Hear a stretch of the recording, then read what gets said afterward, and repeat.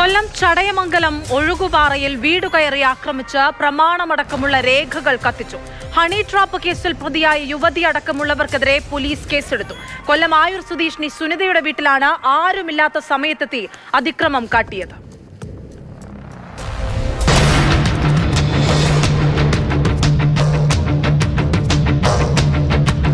വീട്ടിലെ താമസക്കാരി സുനിതയും മറ്റുള്ളവരും ശിവഗിരി തീർത്ഥാടനത്തിനായി പോയിരിക്കുകയായിരുന്നു.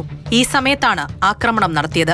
വീടിനുള്ളിൽ അതിക്രമിച്ചു കയറിയ സംഘം വീട്ടുപകരണങ്ങൾ അടിച്ചു തകർത്തു. പ്രമാണവും ആധാർ കാർഡും SSLC ബുക്കും ആരോഗ്യ ഇൻഷുറൻസ് കാർഡും ഉൾപ്പെടെയുള്ള രേഖകൾ തീവെച്ച് നശിപ്പിച്ചു.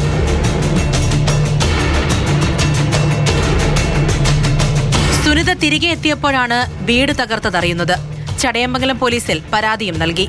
പ്രദേശവാസികളായ 3 പുരുഷന്മാരെയും 2 സ്ത്രീകളെയും പ്രതികളാക്കി പോലീസ് കേസെടുത്തു. അതിലൊരു സ്ത്രീ നേരത്തെ പോലീസ് ഉദ്യോഗസ്ഥരെ അടക്കം ഹണി ട്രാപ്പിൽപ്പെടുത്തിയ കേസിലെ പ്രതിയാണ്. 2 വർഷത്തിന് മുന്നേ ഇവിടെ തൊട്ടടുത്ത് തന്നെയുള്ളതാണ് ഒരു വീട്ടിലെ ഒരമ്മ അവിടെ നൈറ്റ് ഇട്ടുകൊണ്ട് അമ്പലത്തിനകത്ത് കയറി വന്നായിരുന്നു. അപ്പോൾ ഞാൻ നല്ല സൗഹൃദമായിട്ടാണ് പറയുന്നത്, അമ്മ ഇനി നൈറ്റ് ഇട്ടുകൊണ്ട് അമ്പലത്തിനകത്തേക്ക് കയറി വരല്ലേ എന്നൊരു വാക്കന്ന് ഞാൻ പറഞ്ഞിരുന്നു 2 വർഷത്തിന് മുന്നേ.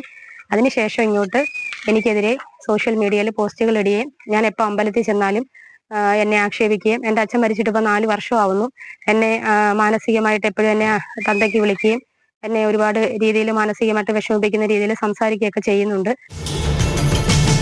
ഒഴുകുപാറയിലെ ഗുരുമന്ദിരത്തിലെ തർക്കവുമായി ബന്ധപ്പെട്ട് സുനിതയും പ്രദേശവാസികളായ സ്ത്രീകളും തമ്മിൽ കയ്യാങ്കളി നടന്നിട്ടുണ്ടായിരുന്നു.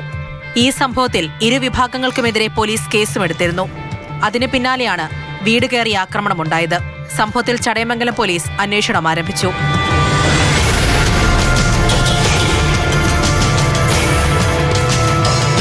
മാതൃഭൂമി ന്യൂസ്, കൊല്ലം.